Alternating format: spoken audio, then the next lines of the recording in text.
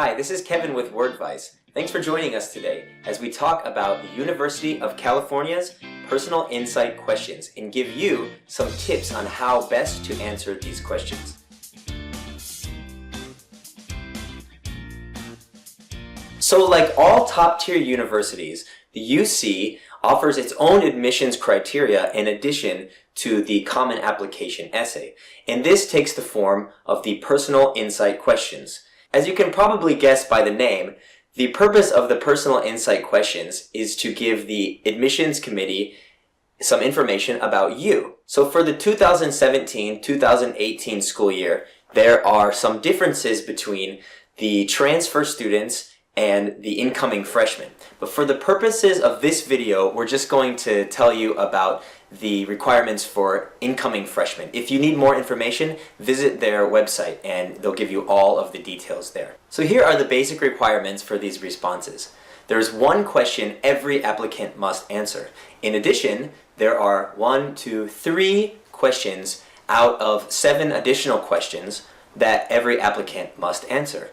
So in total, you have to choose 4 questions. So just like the Common Application Essay, you are able to choose amongst a wide array of questions that will best define you. Now the maximum length for each response is only 350 words. What does this mean? It means you have to be as concise and to the point as possible in your answers. You should be aware that every question is given equal consideration, so there's no responses that are more important than the others. You should therefore choose the response that best captures you and your personality. Got the basics? Okay, now let's get down to some tips that you can apply when writing these responses, regardless of which response you write to.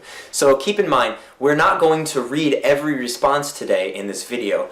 We want to look at this holistically, and hopefully this will give you an idea of how to proceed when brainstorming, drafting, and revising these responses. Tip number 1, show, don't tell. Now this is our first tip because it definitely applies to all essay writing, and especially to admissions writing. Imagine you have to read 100 essays a day or 1,000 essays within the period of a week. Do you want to read essays that list fact about the student?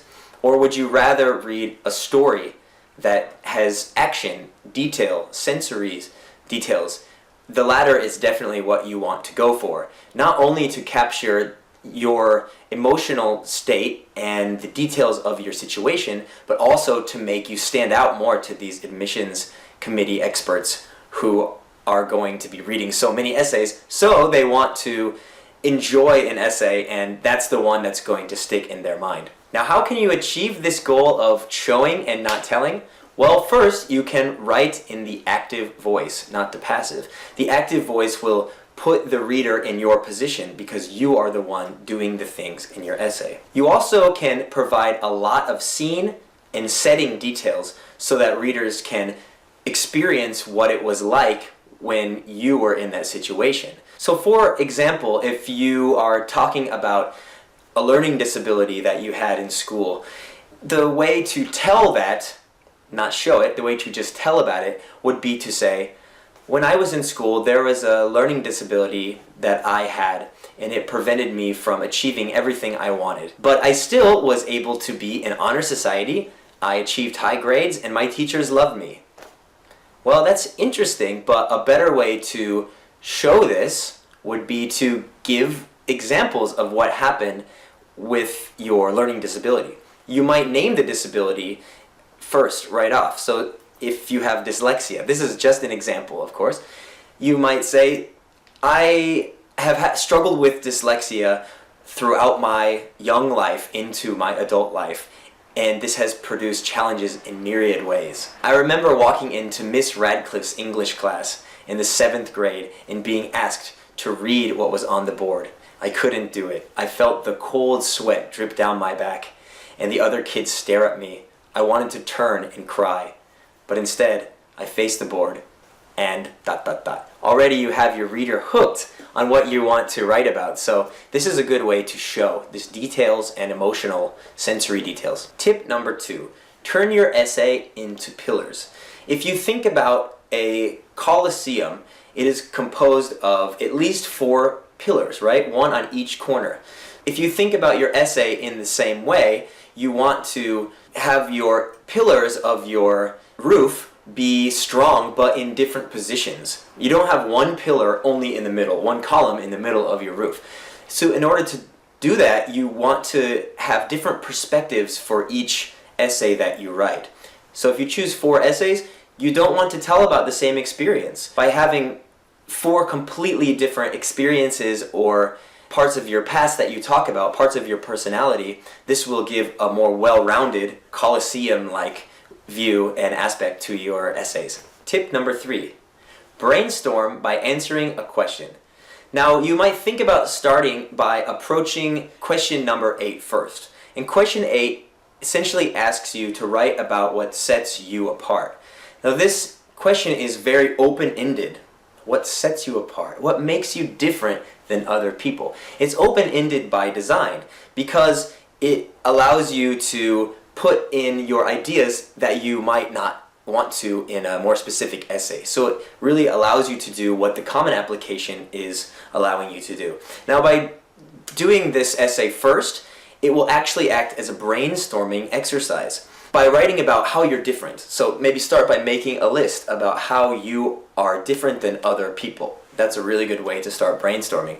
And the more that you write about your differences, the more that you write about how you're special, the more that you can have extra ideas that you might use for these additional pillar essays, and even for the Common application or coalition essays, which you do have to write anyways in addition to these personal insight questions. Tip number 4, brainstorm before reading each prompt. This could sound crazy or obvious depending on whom you ask and what type of organizational skills you have.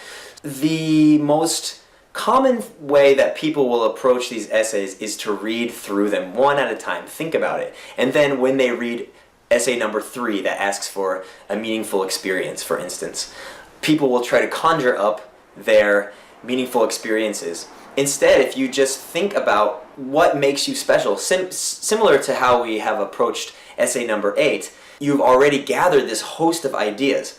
Now, once you've brainstormed the ways that you are special, let's not only say special, what you've done that's important in your past, what kind of person you are, what you're aiming to achieve, what drives you in life. So these categories of goals, by making a list of each category, when you finally look down at the personal insight questions, it's going to be a lot easier for you to see which question you can respond to based upon the brainstorming that you've already done.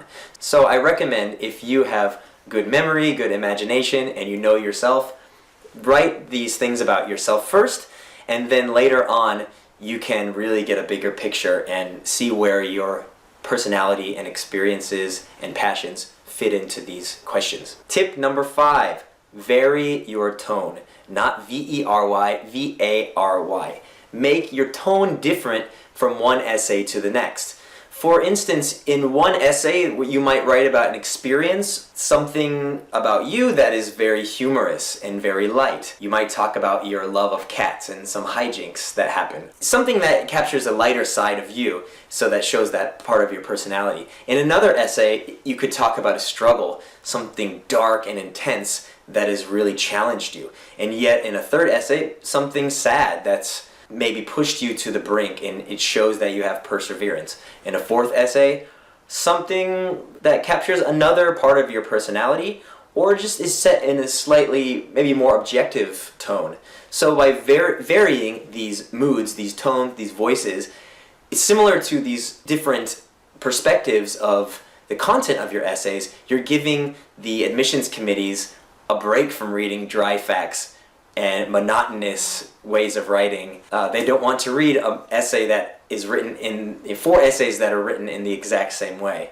So by varying your tone, you're making it much more interesting for them, and they're more likely to like the personality that you're showing them. And the last tip, tip number 6, learn what to do, of course, and learn what not to do. So already in this video, we've given you 5 tips on what to do. And this is, of course, the holistic. As we said, these are general suggestions for approaching these essays.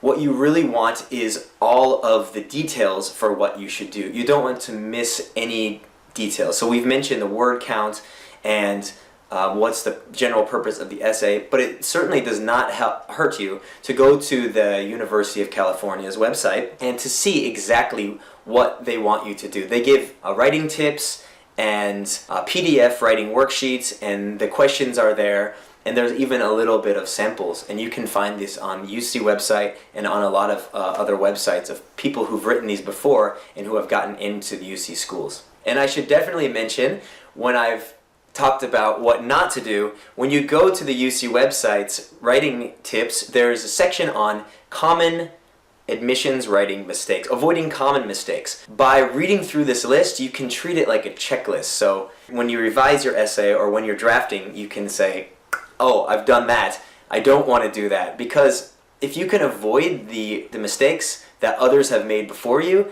then you're already giving yourself another leg up in the process, and the admissions committees are therefore going to probably be less likely to, throw your essay in the trash because you've done something wrong. So it's a really good idea to find out what not to do and then use that during the editing and revising process.